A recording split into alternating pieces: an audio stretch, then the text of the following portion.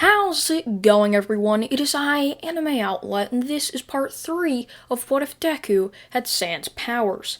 And now, before I start this What If off, please put your What If suggestions down in the comment section below. And now, let's begin.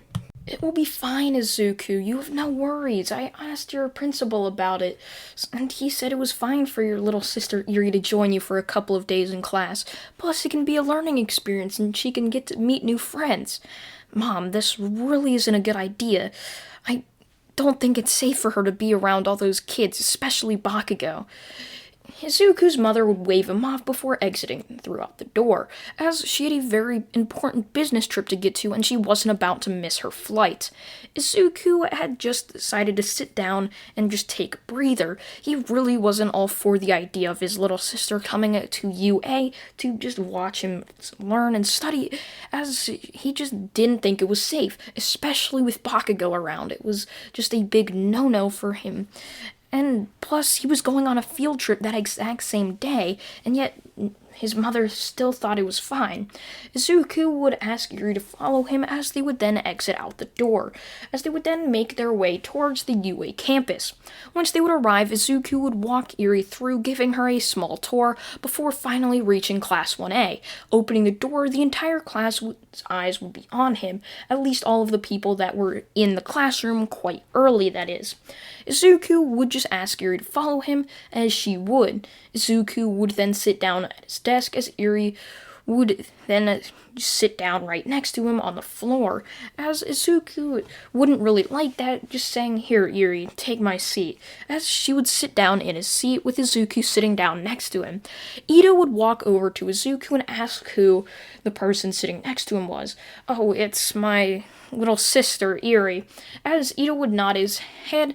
"So, why is she here in class? You know it's not safe for her to be here, right? You know, with all the crap that's been going on." Izuku would nod his head, as he would just start to hold his forehead.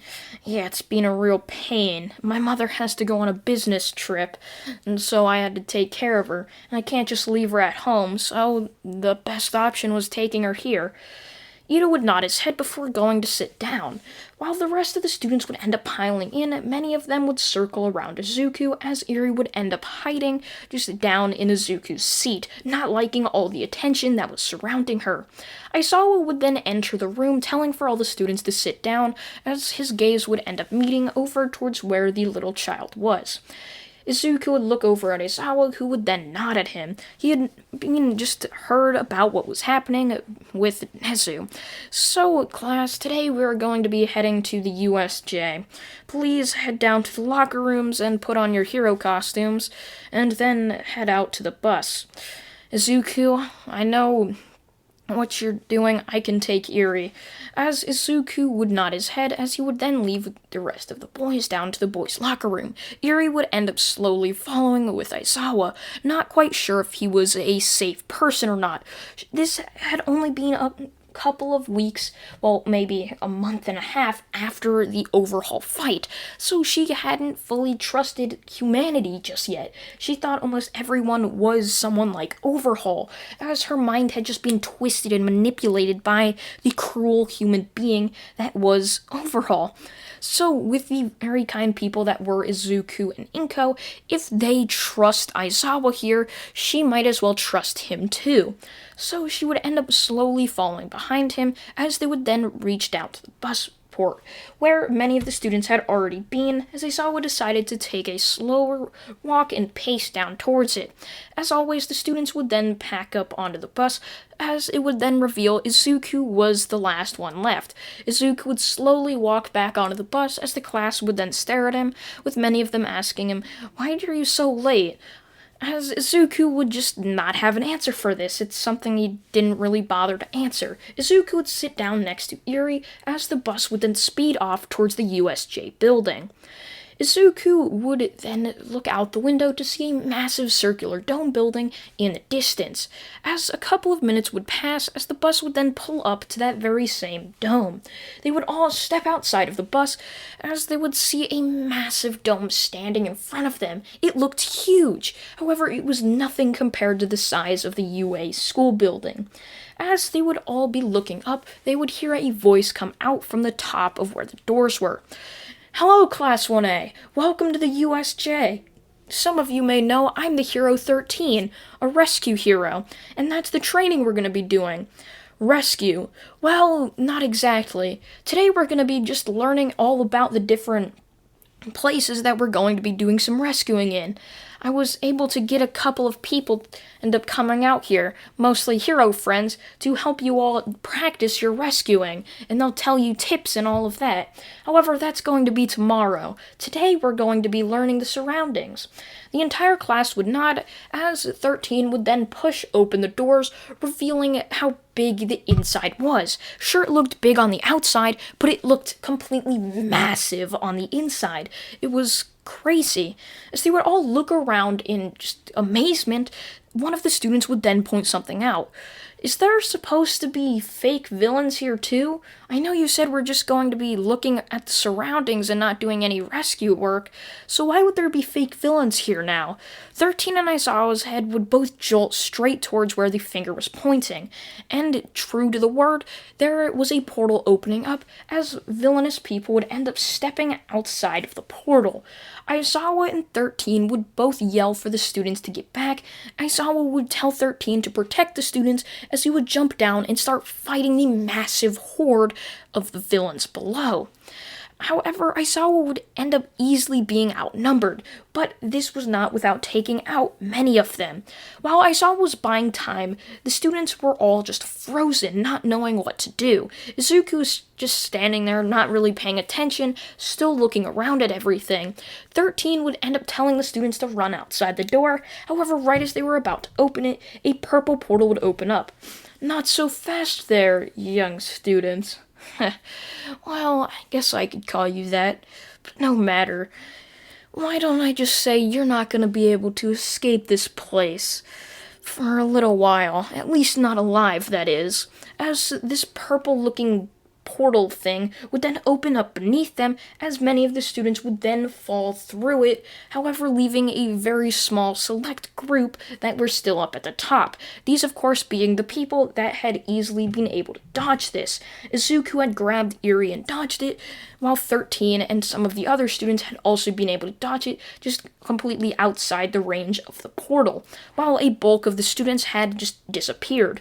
While the portal thing would disappear, Izuku would then ask Ida for something, as Ida would ask what you could possibly need right now. Izuku would then tell Ida to just try to buy time, as Izuku would then take a shortcut, returning in the office of Nezu. "Hey, Nezu, we sort of have a problem here."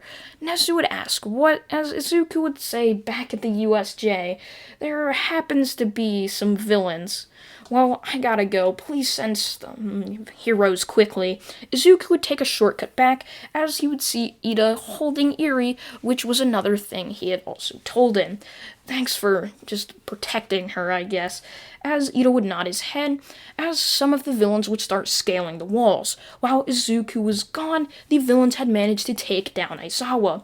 Izuku would look down at the villains, just wondering what they could possibly be wanting with these select 5 people that were standing up at the staircase. Izuku would lift his hand up, as many bones would then surround it, with Izuku pointing his hand down after that. The bones would then scatter, flying right back down towards all of the people, as many of them would try to dodge, but they were far too quick, as the bones would then crash into them, knocking many of them out. However, many of the weaker ones would sustain many, just much worse injuries from these bones at the impact. As Izuku would decimate the army in front of him, he would look on to see the Nomu standing there. He would then have a portal put under him, as the rest of the group would end up being dispersed by this portal. Izuku would be standing there with Yuri by his side, as Izuku would look on to see 3 villains standing in front of him. A massive-looking bird monster, a blue-haired person that seemed to have some obsession with hands, and the purple thing that had opened up a portal. As this hand person would then look over towards Izuku before putting out a very shaky finger finger before yelling at the bird monster to just charge right at Izuku and to kill both of those brats. The Nomu would charge at him as Izuku would dodge, trying to grab Yuri, but had barely missed by just an inch, as the bird monster would then go right towards Yuri, about to throw a punch. Izuku would barely just take a shortcut right there to grab Yuri and push her back, as Izuku would look on towards the villain in just complete disgust. He had gone so low to attack a child. Sure, he was attacking these students now, but what's the point of attacking some innocent child that has done no wrong? Izuku's eye would then start to glow and illuminate a very blue-looking fire. Izuku, however, before being able to do anything crazy, his hand would be clenched by the girl standing next to him. Izuku would look down to see Yuri holding tightly to him, as his power would then fade back away. Izuku would still glare towards the villains, however, all of a sudden, he would then look down as the pressure around his hands and body would then start to loosen. There was a villain with a knife directly in the back of Yuri, as the villain would then have his face smashed down into the dirt, as Izuku would look on in horror and shock as his little sister was now laying there with a knife through her chest. Izuku would tell her that it was going to be okay, however she was going in and out of consciousness and was in severe pain. Izuku would lay her back down, and now with no distractions, Izuku's eye would full on just brighten as he would activate soul manipulation, going right on to Shigaraki, the Nomu, and Kurogiri. As Izuku would lift out his hand, he would then summon many bones as they would fly towards Shigaraki and the Nomu. They weren't able to move at all, being held down by Izuku as the barrage of bones would lay into them, completely just obliterating any hope they had of beating him. As Izuku, now in basically a rage, would then summon Gaster Blasters all around them before yelling for them to fire, as they would all fire directly towards them, completely decimating the Nomu standing next to Shigaraki. However, Shigaraki was barely dodged by this, as Shigaraki standing there had one of his arms completely just disintegrated, as his left arm, however, was still intact, as his right arm was just a now nub and shoulder, as his left arm still remaining there. He would yell for Kurogiri to get them out of here, however, Kurogiri couldn't move. I can't move. Izuku would look on straight towards Shigaraki before jumping right at him, punching him across the face, before uppercutting him right in the jaw, as he would jump back before letting go of the soul manipulation, as his eye would then fade back to its normal color, jumping right back at Shigaraki. However, it revealed that they were gone. Izuku would rush back to Yuri, however, he saw that she was quickly bleeding out. He would take off his his coat that he was wearing before tightly wrapping it around her body to hopefully keep in her body heat while also just keeping in that blood so it doesn't completely drain out of her. Izuku would rush over to see that Ito was standing right by the stairs, as he had made it back. Izuku would tell Ida that he needs to go around and to save as many people as possible, as he's not going to be here. Also, the heroes should manage to get here any time, as Ida would nod his head, completely confused on what the frantic Izuku's questions were. Izuku would take a shortcut right to Recovery Girl's office before dropping off the Yuri right in front of her on a bed, before taking a shortcut back, as he would just start to run around saving his entirety of his class. All Might would bust into the USJ to reveal the entire class just in a circle, wondering what had just happened. They were all standing around talking in a pile of bodies of the knocked out villains, making sure that none of them were able to get away. All Might and the rest of the UA staff, being heroes, had gotten there. They started to look around, making sure that no villains were still hiding out, before calling ambulances and police, as they would all get there very, very fast. Getting there, they would then treat many of the injured students, if they had gotten injured, of course, as Izuku would then leave off to Recovery Girl's office to see the state of his little sister. He had gotten there to see Recovery Girl standing over her before looking back at Izuku, just demanding what had possibly gotten this little girl into such trouble, as Izuku would tell her that his mother had to go on a business trip and Nezu approved her to stay in his class for a couple days with him as he couldn't just leave her at home. Recovery Girl would just facepalm knowing that the stupid actions had caused something like this, as she would say that Yuri was going to be alright, but it might take a couple of days for her to fully recover. Izuku would nod understanding, as he would then walk off back to his house. And that's where I'm going to leave this what if off, everyone. I'm sorry it is somewhat short, as I couldn't really record the full 20 minutes, as I have some stuff to do, and I also have to get ready for some things. So I thank you all for watching. Part 4 should come out tomorrow at 6 p.m. Eastern Time, and if you're watching this after the series is finished, Part 4 is already out and should possibly be linked down in the comments section below, so you can just easily click on it. I thank you all for watching once again, and goodbye.